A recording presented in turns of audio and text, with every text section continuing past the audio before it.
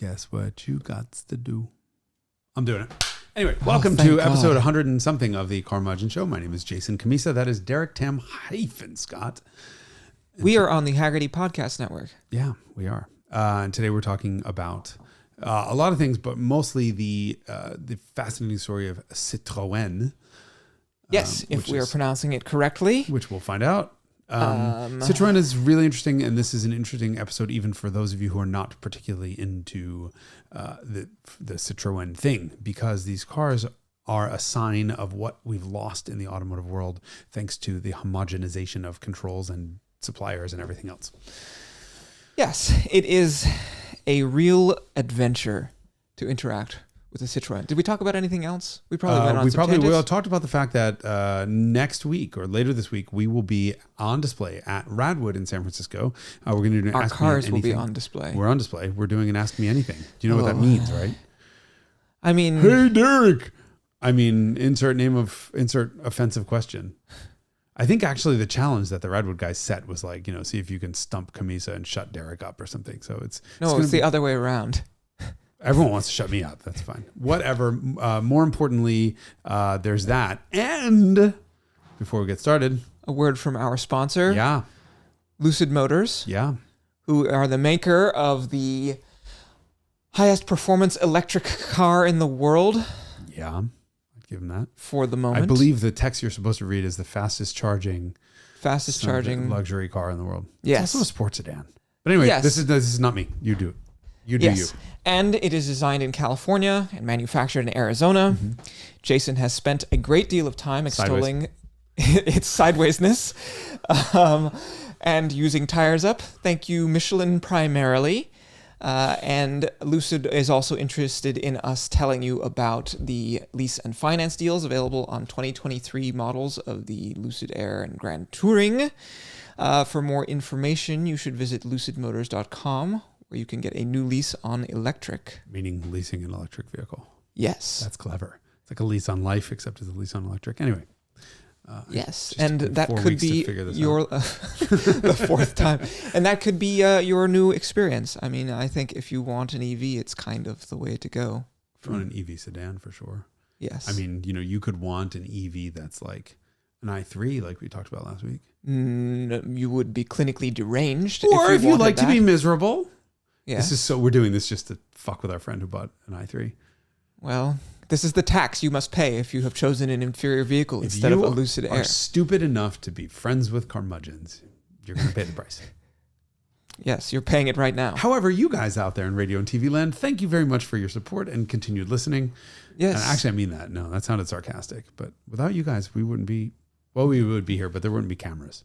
Yes, we'd be doing exactly the same thing without the cameras, and you would not be learning about the miracles of Diravi, which is a Citroen thing. Thank you.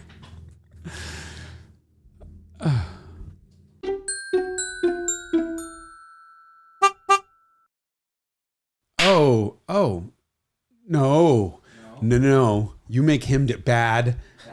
Bad. Derek, you have to clap. Wait, is this the beginning of the... It's whatever it is. But here, we are just not permitting... Look at you all, surprisey. Paolo tried to clap. Let me just explain this for the audience. Because Paolo's sick of watching this one being like, how do I... and just smacking... Yeah, anyway, hi. Hello. It's been a long time. Bonjour. Bonjour. On va parler français? Oui, bien sûr.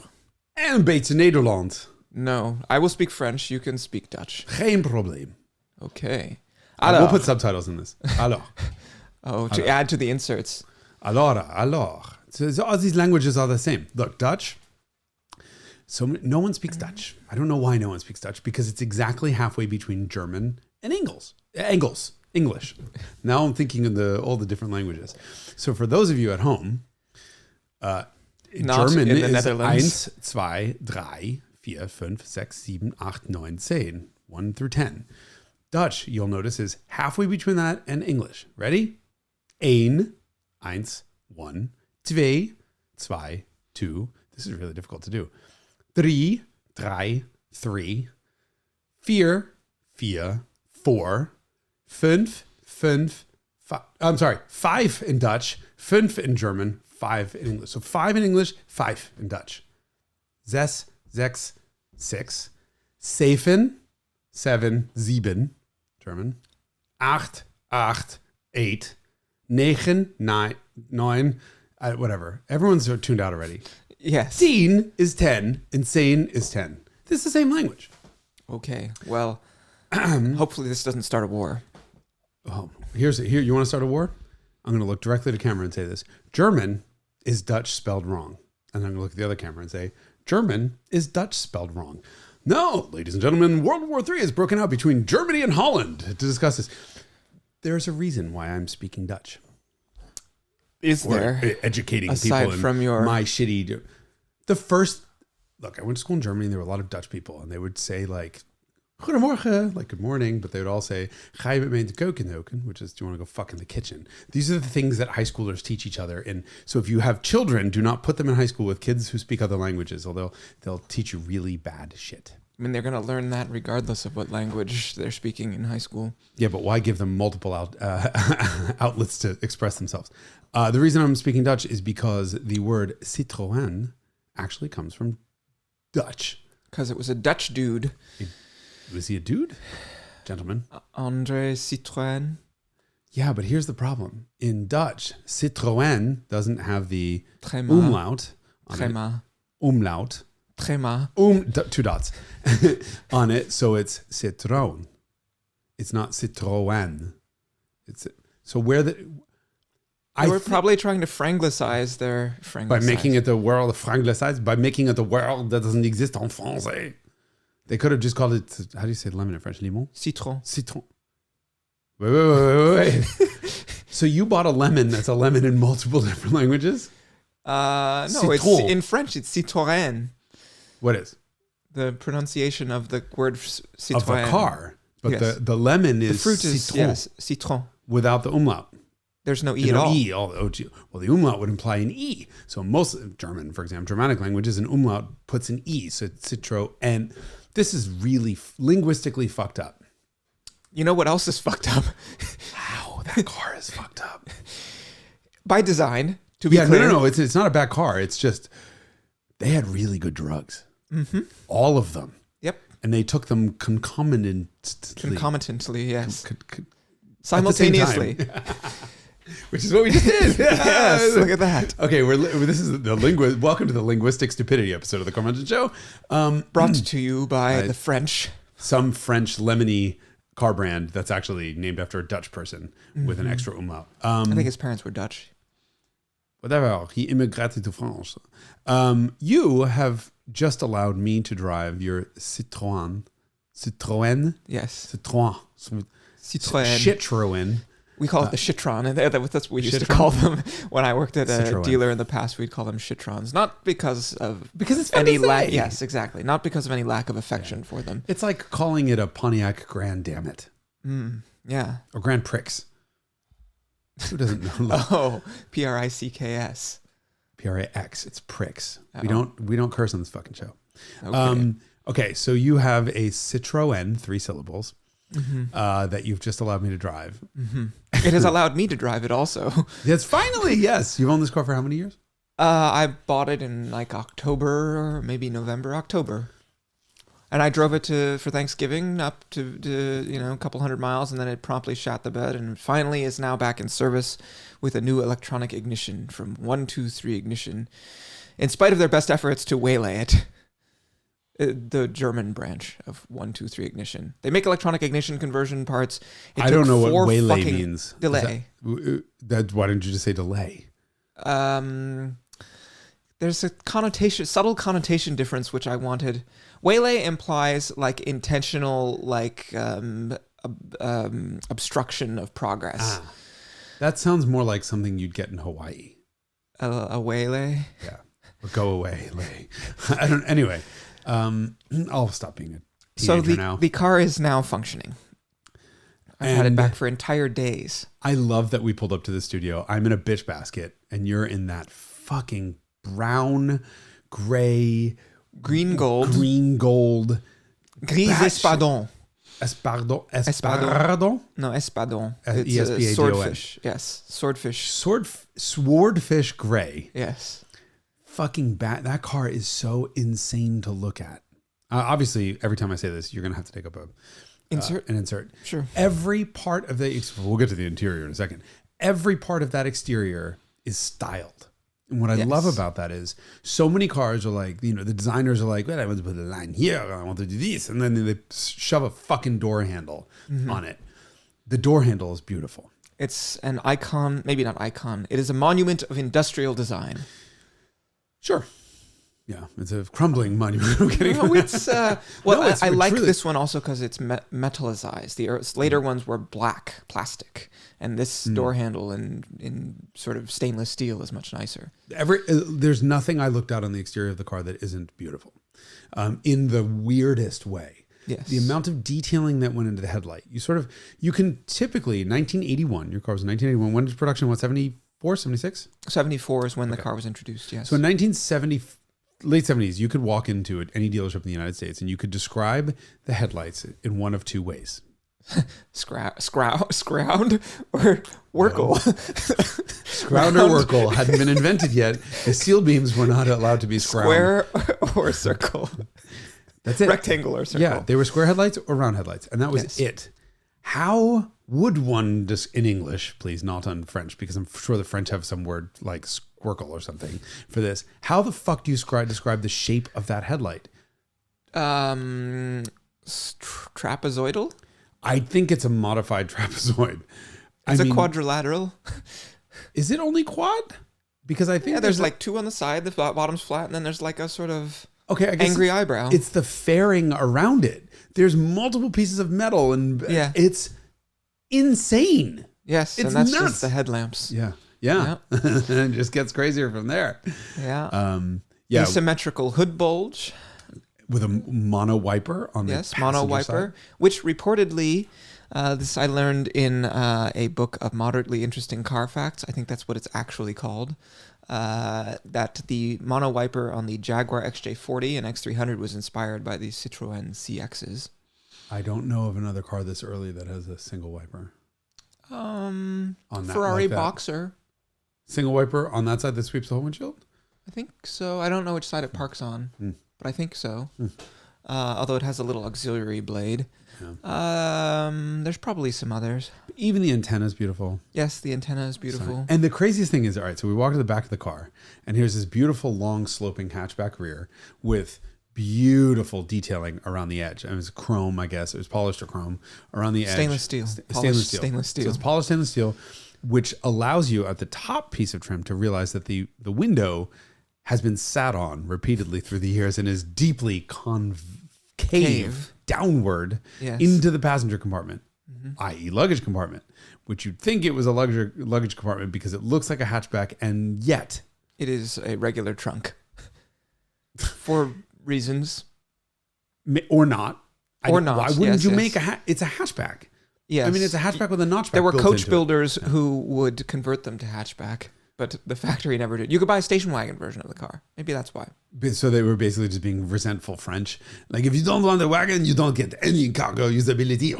I mean, it's the same style hatch opening that my Cabriolet has. Yes. Because, but on that car, you have a whole top that stores directly over it. So you have to have this like mail slot entrance. This car was done purposefully to be French. It's like a mail door that just hinges up from the... And you could climb in. You'd have to climb in to reach the back because it actually is a big trunk in terms of XY, if not Z, not height. Yes. Yes. Yeah, you could actually be decapitated trying to get into that thing. Wild. Yes, and it goes all the way down to the bumper, which was not necessarily standard in the 70s. Mm-hmm. Like certainly the Rover SD1, if we're talking about other fastback shapes. Which was actually a hatchback. Continues to be, in fact. Is still. Yes. There's one in there. Because it still exists. It has not decomposed yet. We're the only one left. So yes, not a hatchback. What else? Okay. We concluded the exterior. Caps. Yes, hubcaps. Yeah, I mean, and those were the base model hubcaps. Not quite.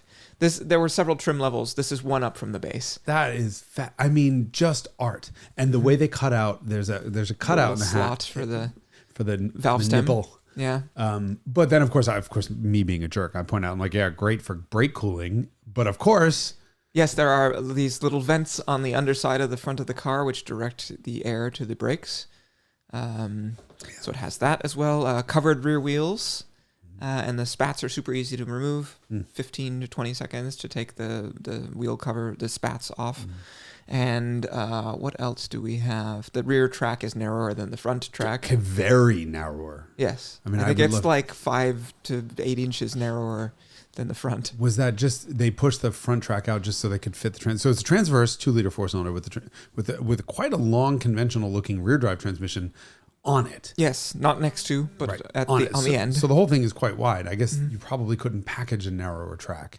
I mean, you could put the transmission behind, like most other people would do, and that's how you would do like most front-wheel drive transverse cars. They're next to, but they're shortened. This is like a full-length transmission, so it really does take up.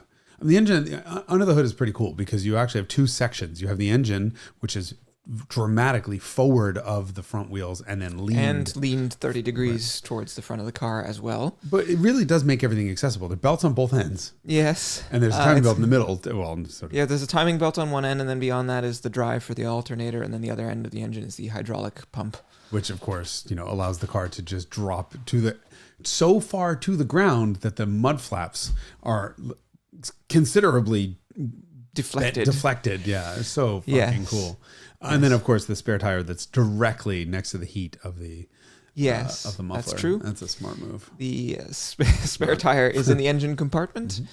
And yes, so we've covered the front compartment and the rear compartment and the exterior of the car.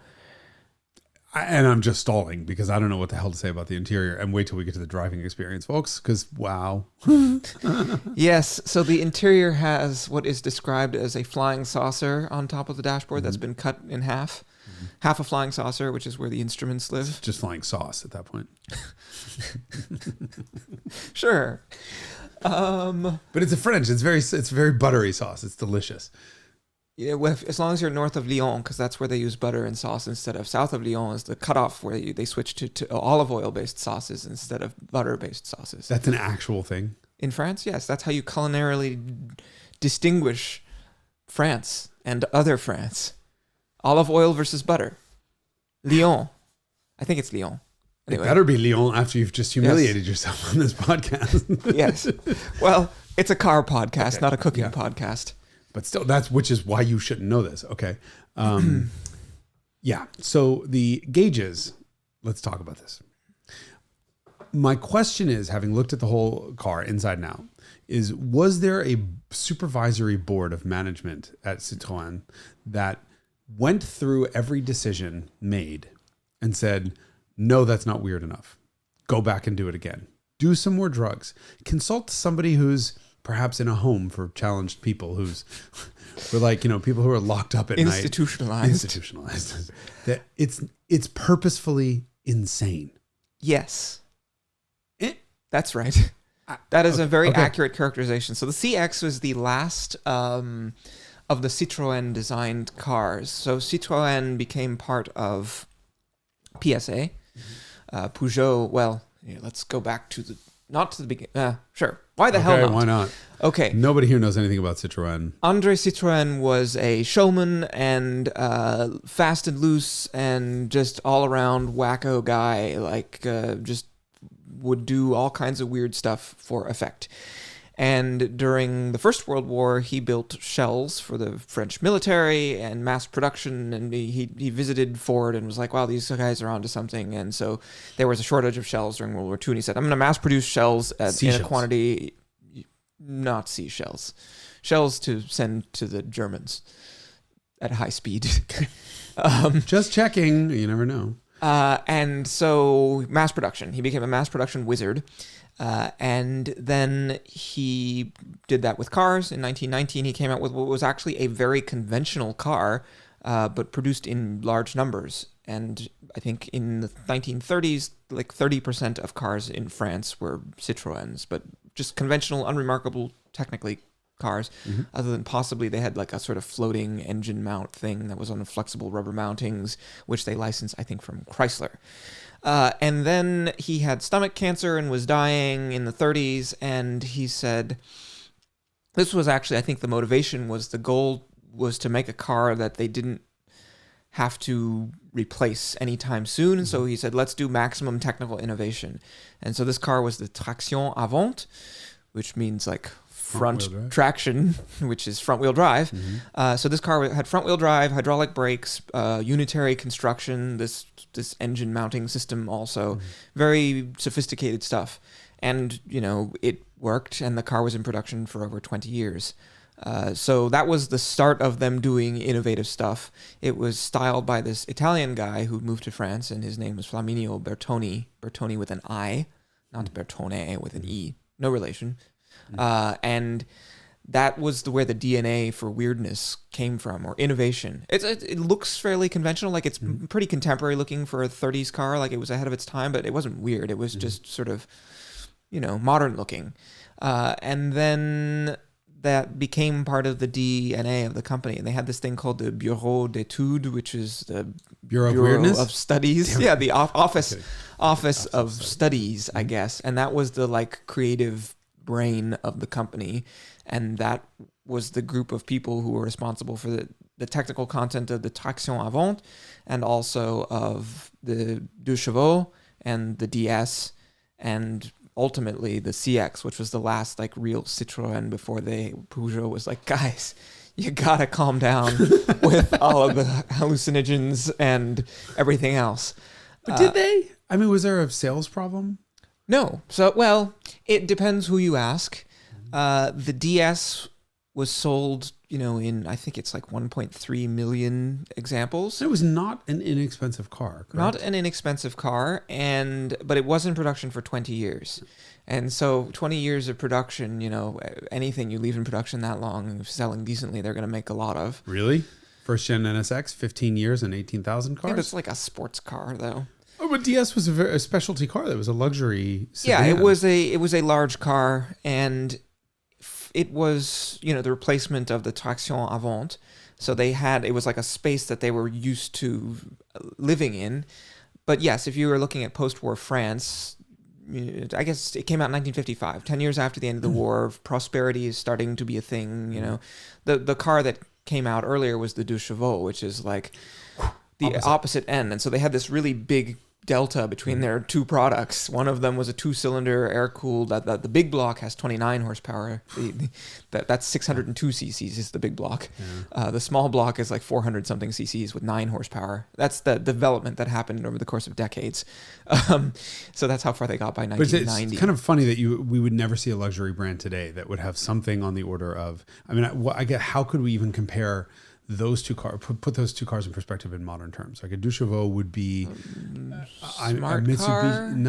Mitsubishi Space Star. What is it called here? The Mirage. Yeah, 3-cylinder Mirage, which would basically be the smallest and least luxurious car. Yes.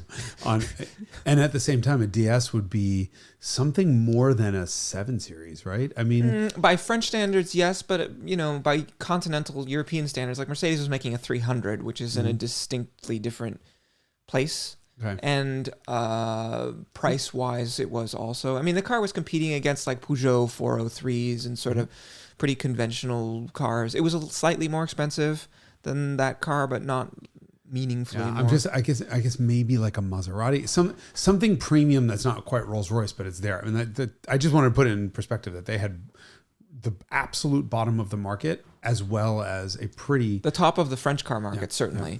That having been said, it was a 1.9 liter car. Yeah, but the speed was never part of the French car DNA. It was luxury in terms of by their definition, it was a luxury car. I mean, it was the voiture à grande diffusion, which is the car of big diffusion.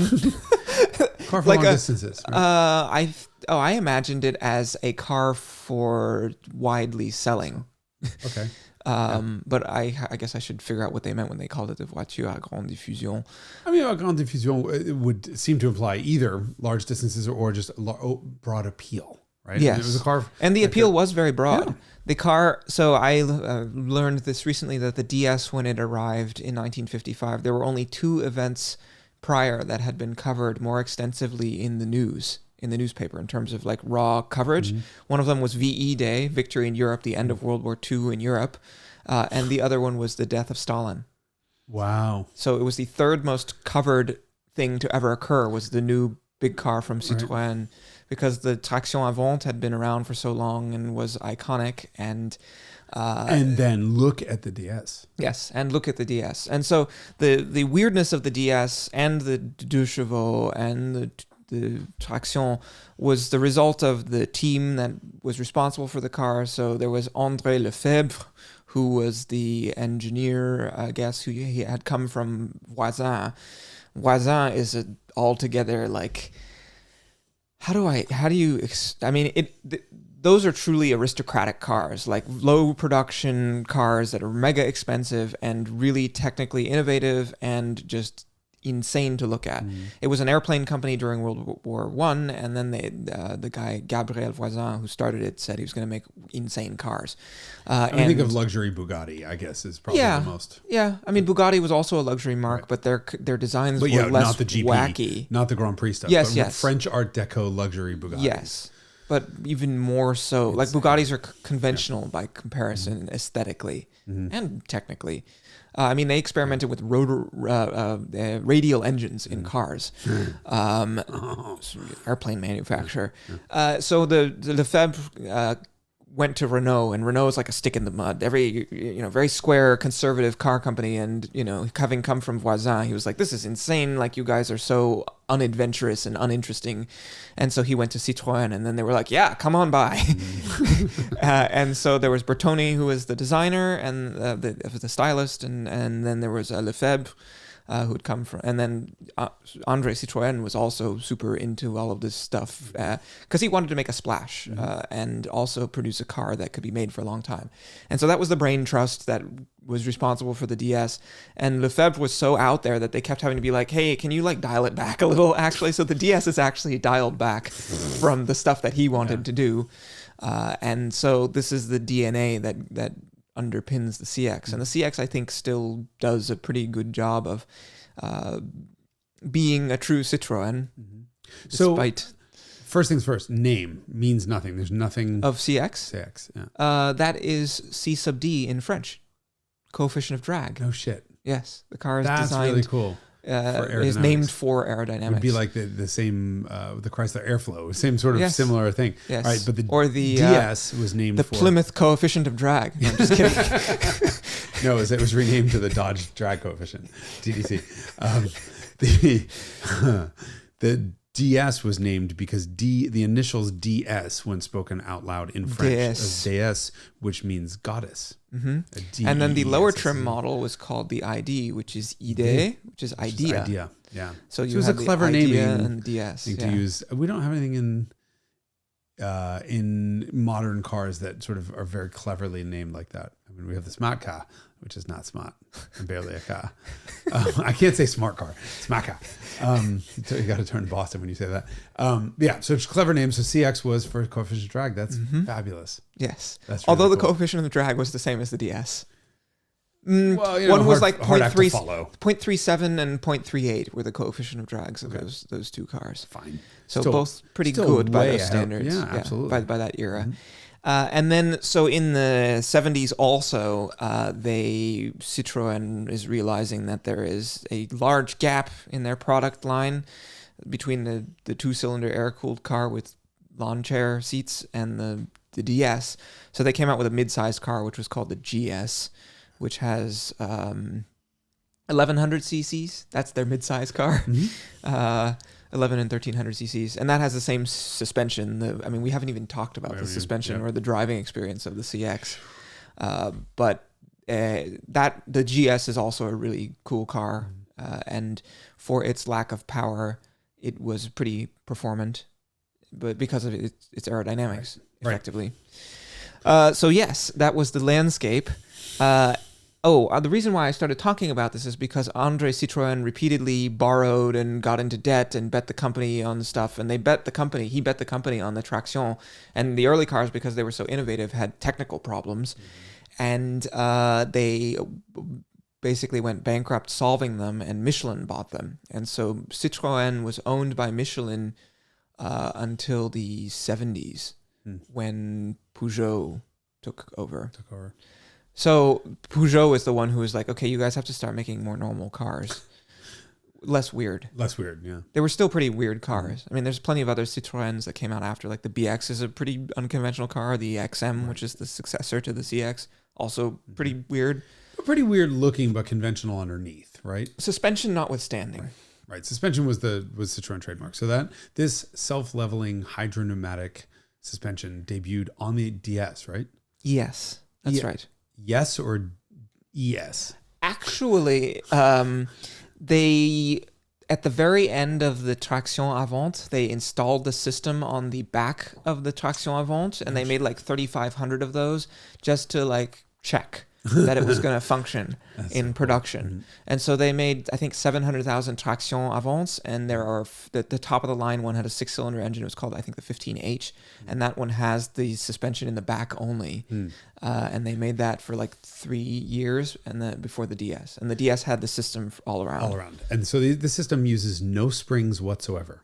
Correct. It is just a fluid-filled sphere, basically, at each wheel, with and there's a nitrogen bubble in it. There is a membrane in the middle, and there's nitrogen on top and hydraulic fluid on the bottom. Right. And then there is a pressure regulator that is the first place that the hydraulic fluid goes after it leaves the pump in the high pressure pump in the engine compartment. And then there's a distribution block that controls the distribution of hydraulic fluid to all four corners. There are some corrector valves that are able to assess the ride height and make determinations about what to do and when at which corners. And so damping is provided by the compressibility of nitrogen and lack of compressibility of fluids. So fluids are not compressible. You cannot compress a fluid, but you can compress air. And for whatever reason, they chose nitrogen. Don't ask me why. I don't remember. It's probably something about, non-corrosiveness, I think, if I remember correctly. Nitrogen holds no water or something, whatever the fuck it was. And basically, noble gas. All of the suspension movements are controlled via a bubble. Yes. Effectively. And it feels like it when you ride on the car. I mean, it's remarkably well controlled. So the most experience I have with this system is in a Mercedes 6.9, W116 6.9, licensed this system from Citroën. As did Rolls-Royce. Oh, yeah. In the Silver Shadow. Wow, two Silver episodes in a row talking about the Silver Shadow. Silver shitbox. But the characteristic of the 6.9 is it rides like a dream. I mean, it's really, really good, but it's out of control.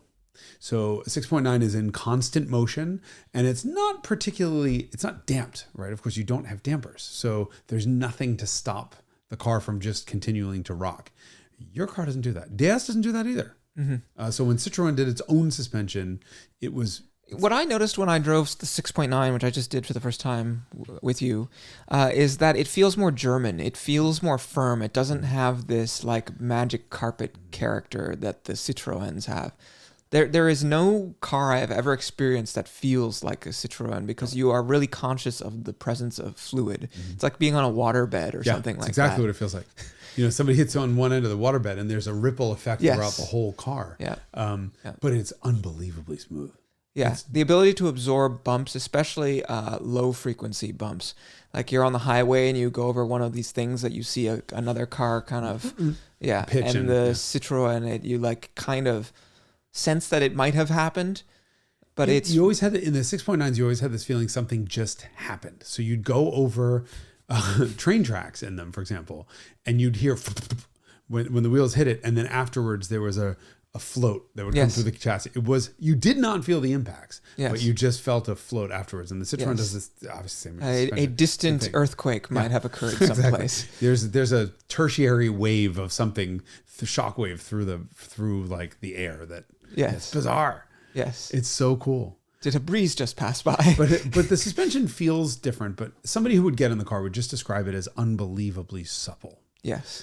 The rest of that driving experience is not supple. I felt like a hack. I mean, shifter, gas, perfectly conventional. Throttle responds perfectly. Engine revs to, I think the red line's 5,200. Didn't go near there. A lot of torque down low, short gearing, so it's kind of quick. It does its thing. It keeps up with traffic. Engine is nondescript in its four-cylinderness. Yes. The fucking steering. Yes, Deravi. Huh? Deravi. It's their French, the Citroen's power assist system. So this is the slow version of it. The fast version was, I think, 2 turns lock to lock, which was used in the SM, which we haven't even talked about. The SM was their fast coupe that had 6 cylinders that was based on the DS technology, but was their top of the line Grand Tourer that could do 140 miles an hour. 2-door, big, elegant thing. Wacky. Beautiful. Yeah. But the steering, it's not just the quickness. The steering is unbelievably quick.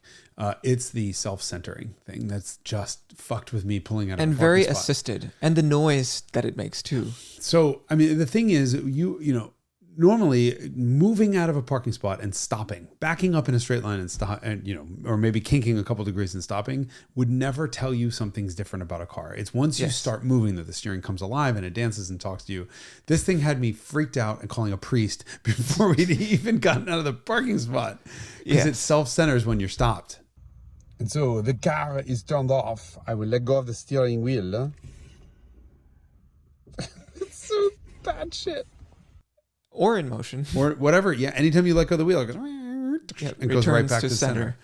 Hydraulically. Yes. It is fucking wild. It's really unusual for sure. It is. I felt like a moron, more so than normal. But I mean, it's just such a weird experience to have when you're stopped. There's a little bit of load on the wheel and you figure, okay, I'm going to let go and it's going to settle like 10 degrees away. Nope. Back to. It will do it also with the engine off once. While it still has residual hydraulic pressure in the system. Yeah, so in San Francisco, when you're parked on a hill over 2% grade, I believe it is, you have to... 2 or 3%. Required by law to turn your wheels to the curb. So if your car rolls away, hits the curb and stops, in theory. Yes, so that means if you're pointed downhill, it means turning in towards the... Well, in regard, it means pointing towards the sidewalk. Yeah. And if you're pointed uphill, then it means pointing the wheels into the street. So either way, you roll immediately back into the curb. The tire hits a curb immediately if the parking brake fails. You couldn't do that. I want you to go get a ticket for not doing that in this car and then bring a video and be like, Judge, really? This is what would you like me to do? The car, I turn it off and I let go of the wheel and it goes back to center. Yeah. Yes. That would be a very cool, fun thing to do. It sounds like a lot of bureaucratic pain, but so it's one for science. Like you haven't gotten a parking ticket before. I got one for no front license plate. So we'll go fight them together. But I think it's wild. You can't have the wheel turn. Now, we did play in the parking lot, and you do, if you turn the engine off first, and you can, there's still enough residual hydraulic pressure, you can turn the wheel all the way and let go, and it goes about a half of the way back. So there on the second attempt. On the second attempt, yeah. Yes, there's only so much hydraulic pressure, residual pressure in the system.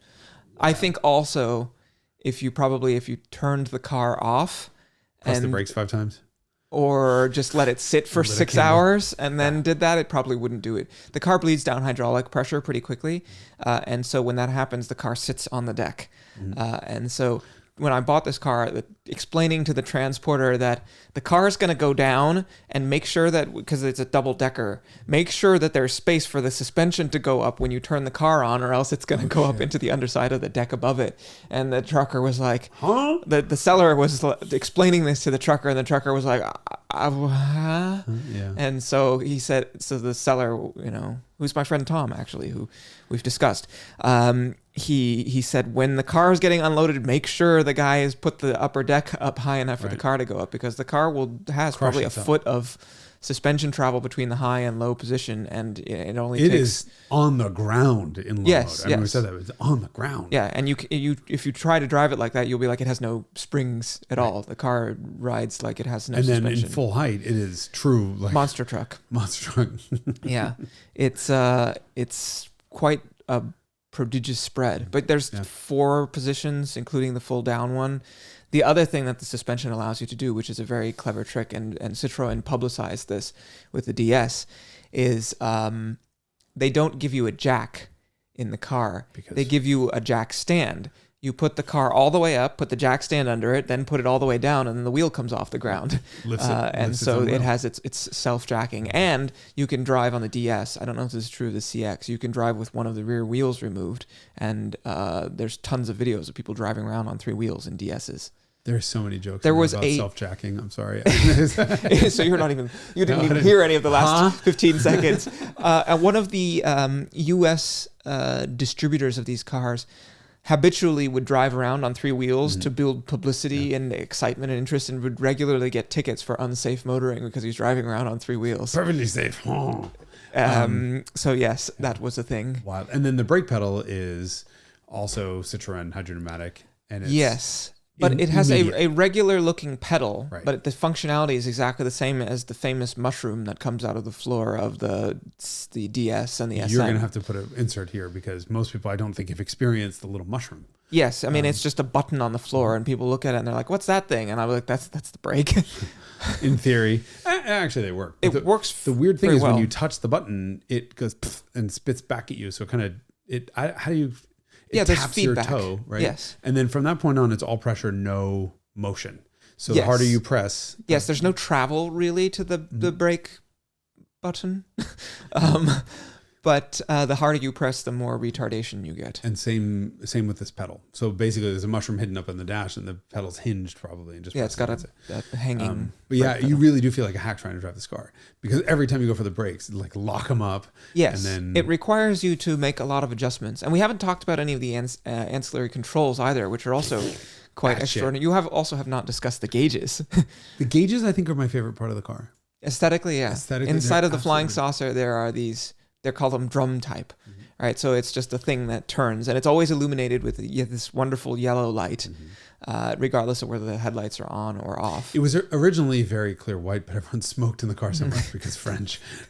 It does look like all of the whole interior of your car just basically looks like someone smoked in it for 100 years, and it just became that color, right? It's just that 70s beige and brown. It's like this coaster. It's the same sort of thing. But yeah, it is a very sort of drawing room feel in that whole cabin. And the back seats and the back seat, you sink into about 3 feet. Yes. I initially got in thinking, wow, this have great visibility. And yes, by the time it's deflated. Can't see past it. Incredibly soft, comfortable back seats. Unbelievable. Yeah. But yeah, the gauges are so drum type as you start seeing, but they also have a sort of holographic. I guess it's not holographic. It's like a magnifying glass over them that gives them this sort of like looking through aquarium glass kind of feel. Nuts. Yes. There are no stalks in the steering wheel. Yes, no stalks at all. So all of the controls are attached to the outside of the flying saucer that the gauges live in, and actually fall to fingertip really easily. The exclamation functions, which is the horn and the high beams, are on the end. So you push in towards on them to activate. One side is the horn, which there are 2 horns. I was gonna say a soft press is a regular, sounds like a 2-note regular like horn, meep, and then you press it in harder, and it activates the 2-note air horn on top of the regular horn. Yes, quite. Get out of my way. Yeah, so it has the Ferrari style air horns for when you're angry rather than just polite. Excuse me. Versus get out of the way.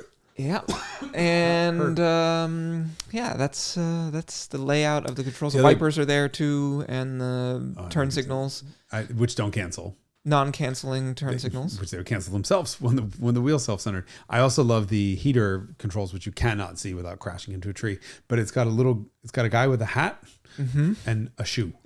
Yeah, that tells you your distribution. Yeah. Do you want the air up top or down below? It's just wild. Yes, I mean I talk about this regularly because it's one of my favorite things. But before the standardization of markings on instruments, where we all know that the toaster one means this or whatever, everyone was just designing pictograms that that they thought made sense, but there was no universality, and so everyone's like, "What is the squiggly bacon?"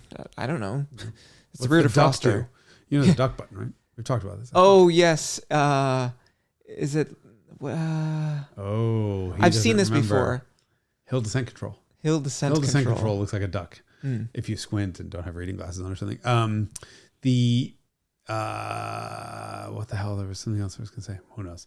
I love it. I mean, I just love that the car is. Oh, I was going to say you speak French or you speak Citroën because we're like. I asked. There were 2 buttons, and I said, "What were them?" I don't remember what the one was. Left one is the defroster. The defroster, which looks like a sizzling piece of bacon, if I remember correctly. Yes. And then the other one, I'm like, "What's this?" And you're like, "I don't." Maybe the interior light, and you pressed it, the interior light went on. So clearly you speak Citroën. Yes. It's just bizarre looking. Yes. Nothing about, almost nothing about the car is conventional. The gear change and the engine interactions are totally normal. It should be a 6 different dog leg, upside down 3-dimensional shifter that you use with your the predecessor. The predecessor, the DS, the last of the DSs, they made 5-speed column shift. So that was deeply unconventional. And the DS also had the Citroen-matic, which is also deeply unconventional, which is a manual gearbox that the hydraulics control, and it has a sort of L-shaped shift pattern on top of the center of the steering column. That's nuts. So, but this is, other than the key being on the left side, Porsche style, but not really. But Porsche style was put on the left for the Le Mans start, where they started outside of the car and ran in, and they'd be able to turn the ignition on while they're jumping in the car and putting it in gear, and ostensibly fastening their seatbelt, which they didn't do. But this one is by the steering column, impossible to reach. You got to break your hand. Oh no, there's only one steering wheel spoke, so it's actually perfect. You go through the steering wheel. And risk dehandization when it's in the straight ahead position. I guess, yeah. And then the choke's on the other side of the steering column. Just fucking nuts. So it's a deeply unconventional experience. To me, I mean, the appeal of the Citroën experience is just, I cannot interact with that car without smiling. Even now, I've owned it for a long time, but everything in it is so weird and so unconventional and so just extraordinary that it makes me smile. And that... You know, in my curmudgeonly age, not a lot of things make me smile. But look, last episode we talked about putting, cars that are just outside your comfort zone and the idea of putting on a weird outfit. This is not my type of car, but you could not walk away from that car with an appreciation that somebody had a sense of humor. Yes. That's what's missing from so many modern cars. First of all, as J.D. Power and Associates has ruined the world by forcing every manufacturer to choose the same control layout. And I don't think most people realize that all came from J.D. Power.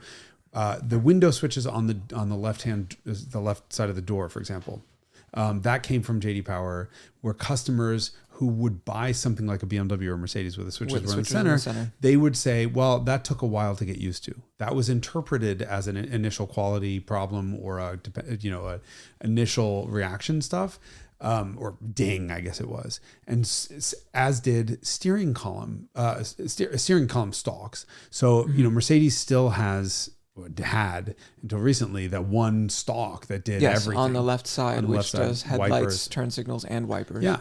And everyone else's layout went away. And we've sort of settled on it's on the right-hand side. If you're a German car, it goes up to go on. If you're Japanese, it goes down.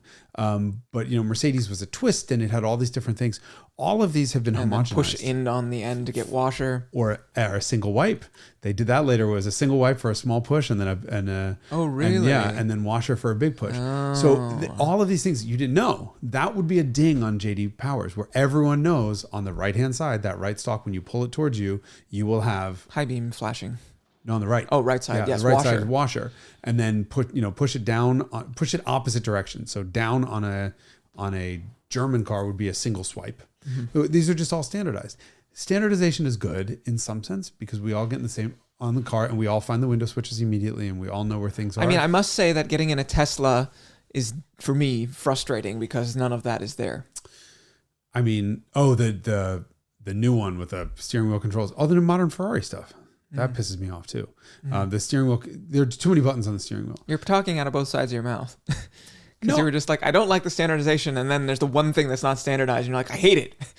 No, I don't like it. So what I don't appreciate, it's in theory for a market, it's nice to be standardized in that everyone can learn the controls, but I don't like it in that it destroyed what personalities were in the car. And let me read to you something. So Citroën is now part of a larger conglomerate of cars. It's now part of Stellantis. Yeah. And hold on, where was this? Stellantis, as we know, is the company that is Daimler Chrysler plus PSA. Minus Mercedes. Minus a couple things, minus Ferrari also. But this is the list of brands that is all owned by the same company. Abarth, Alfa Romeo, Chrysler, Citroën, Dodge, DS, which is Citroen's luxury brand, Fiat Professional, which is Fiat's professional brand, Vans, Ducato, Jeep, Lancia, Maserati, Mopar, Opel, Peugeot, Ram, and Vauxhall. This is deeply upsetting to me that Citroën should be the same company as Opel, which is a German car brand, effectively, and Vauxhall, which is a British car brand, and Maserati and Fiat. This is not cool. Yeah, not cool at all. Citroën should be on a pedestal by itself, allowed to be. It was be for crazy. a long time, but I think they had to mainstream. The part of the reason why this occurs is, I think, the same thing that happened with Saab, is that cars are expensive to develop, and so you have to sell them in large enough numbers to large enough numbers of people who are not going to be interested in some weird footnote of a car. That having been said, the CX, for all of its weirdness, sold in large numbers. I mean, they sold generally up until the end before they started to sort of falter out of age, but they sold 100,000 of those cars a year. That's insane. That 100,000 regular ass people who were just like, I'd like a car, and I'm okay. 75,000 of which were French. Yes. So they were not regular ass people. They were regular French people, which is fucking weirdos. True. But also there's still, patriotism. But I mean, a lot of people were interested in this experience. I mean, the same thing happened when the DS came out.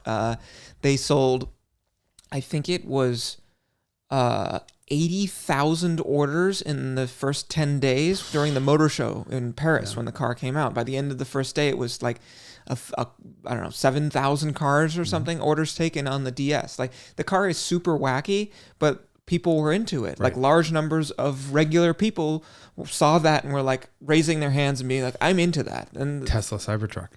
I mean, you have the same phenomenon. When something comes along that's just so different, people are willing to spend money on it.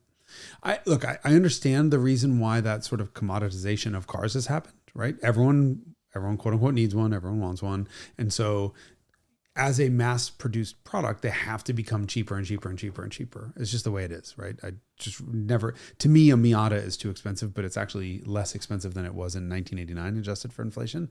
Everything is cheaper than it was. And at the very top of the market, we have these $200,000, $300,000, $400,000 and $5 and $10 million cars that are truly bespoke and truly different and truly interesting. And I don't think it should be that way. There needs to be something for the every person that's different. Yeah, I mean, that's what Citroën did that. Yeah. Saab did that. I mean, a lot of different companies did that when the cost of developing a car was less. Like, there was a distinctly different character to a Volvo from a, Peugeot or BMW or anything. And that is certainly less pronounced. Not that they all use the same transmission and suppliers. Right. That's what I was going to say. Part of it is that there are probably 4 transmissions in the world at this point, 4 automatics in the world. That might be a slight. Let's think about this. ZF makes automatics. Borg-Warner still? Do they? I guess they do. I mean, I guess we have dual clutches, but like torque converter automatics, you probably have 5 left in the world. You have a Jasko, which is the Mercedes and Nissan unit. There are not too many of them left. 10-speed. That's a GM and Ford combined effort. I just think as the automotive industry has consolidated to make the products less expensive, to increase volume, they've all leaned so heavily on suppliers that every car is constructed out of the same parts and then tweaked to be 1% different here or 1% different. Ferdinand Piëch was a big pioneer of this. Oh no, it's not the Carmudgeon Show anymore. Now that it's spinning wheel of waiting. Ferdinand Piëch was a pioneer of this. I mean, and he did it in clever ways. But you see it in a lot of VW, Bentley. What is this thing doing now? This thing is stupid television. If you work for who is it, Samsung? We hate you. No matter what you do. Stupid fucking television. We've talked about this before, where every time you turn it on, you plug in like the computer. This is my laptop, and it displays it, and then it thinks it's smarter, and then it has to go to this detecting device screen where it tries to figure out if it's a computer or if it's not. If it's a computer, it wants you to change some other option so it can control it. And then if you don't do that, it starts playing some 1960s friggin' 50s black and white TV show that was fucking maddening. Just turn the goddamn television on and do what I tell you to do. Like it's 1974. Yes. Right? I want to have to get up to change the channel. No. We were saying things about Citroën. Right. Piech doing this. Right, in Volkswagen Group. And so you see the mirror motor should be the same in all cars, right? Why do you need more than one mirror motor? Window switches dressed up. I mean, you even see it a little bit if you get in a Veyron. You're like, I recognize certain of these things. The key is exactly the same as the Switchblade VW key that you are used to seeing, except for it says Bugatti on it instead of Volkswagen. It's not okay. It's really not okay. Yeah, it's a loss certainly of identity, and that those cars now, the Citroëns now make great collector's items because they are cheap and interesting. Mm-hmm. And the Citroën people are incredible. They are so weird. They are deeply cheap, wildly entertaining, nothing put on about them. Like you go to a Ferrari or Porsche event and it's all these like dick measuring, like, say, did you know that I've got the only one that blah, blah, blah. And you know, I am made of money and my toilet is also made of money and my family's made of money. And, you know, and none of that with Citroën people. There's just this like intense passion and like quirkiness. It's a great enthusiast community. Yeah. Even VW is that way. I believe that. VW communities that way. The best I've seen so far has been Lotus, where they're all miserable and they're just commiserating. Like, how did you fix this? And how did you get your car running? And what fires of it? What structure broken off? And that. It's great. I mean, they're true car people. Yes. And I would suspect you'd have to be a true car person to put up with Citroën. Yeah. Which makes it that much more special. Yes, and the experience, I mean, even among old cars, and I have talked about this, I know, before, but the common entree into old cars, if you have some money, is an air-cooled 911, and people like Pagoda SLs, you know, or R107s. There's a sort of prescribed way that people generally start approaching collector cars. Mm-hmm. You know, Mercedes are easy enough to live with, and there's durable, and, you know, as old cars go, it's not that much pain to live with. And so a lot of people are buying, you know, old SLs because they're like, I want something to put at my second home that I can use and will start when I go there. And, you know, it's like a typical rich person classic car thing, or a, you know, whatever.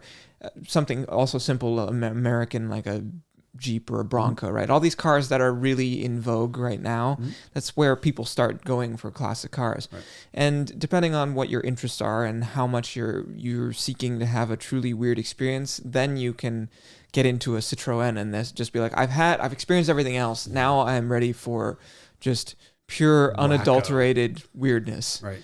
And they're great at that. That's the cool thing about that car is it's not just weird, it works. Yeah, it's a pleasure to operate. It's, you know, the other thing I've noticed is that people who aren't into cars are very interested in the car, and there are things that they can appreciate about it that make it novel. I mean, you look at the dashboard and you're just like, what the fuck is that? You sit in the back seat and you're like, this is the world's most comfortable back seat. You go over a bump at speed and they're like, holy shit. Yeah. Like the uninitiated seem to really... this has got variable valve timing on all four cams. You're not like, this was the first car ever to break 100 horsepower per liter. Yeah. Like regular people are like, I don't know, it seems to be a shitty old BMW to me. So, you know, there's something universal about the appeal of the car because it is so weird, and everybody has these constructions that exist in their head about, you know, what is the a car experience, and then you get in that thing and nothing is as you expect. And it's just so amazing to me that they sold 1 million of them to just citizens, undifferentiated citizens who weren't car enthusiasts. Yeah. So cool. You know, I get a ton of value out of it. I like sharing the car with people because it is so much easier to find a Ferrari Daytona, which they made 1,400 of, than a Citroën to like see at a car show. That's true. Oh, speaking of a car show, we can end on this note. If you'd like to see Derek's Citroën or our Rover SD1, with any luck, both of them will be at the Radwood Show in San Francisco on July 22nd. We probably should have started this at the beginning of the show, but July We could do 22nd it in is the the San intro. Francisco. We could, which we haven't recorded yet, but they don't know that. It's San Francisco, Radwood, San Francisco. San Francisco is the home, the original home of San Francisco. So hold on. Radwood Coffee. was invented in San Francisco. Except not in the city. This is the first time. That's the first time it's been in the city limits, but it is at the venue, which is, I think, the best venue for a car show. It's going to one be could gorgeous. imagine. And we're doing stupidly either a Carmudgeon Live or an Ask Me Anything or anything. Yes, in collaboration with the DWA guys, who are the originators, inventors of Radwood. We're something. We're doing something, and we'll be there. But your Citroen will be there, hopefully on the ground. It depends whether you come at the beginning or the end. If you come at the beginning, it will be up in the air, and as the minutes progress, it will be lower and lower. That's fabulous. And hopefully or I might just dump it at the beginning and drop it all the way down. Like everyone does it at car shows with their bags. Air it down. And the Rover, should it decide proceed? to proceed? Should they both decide to proceed?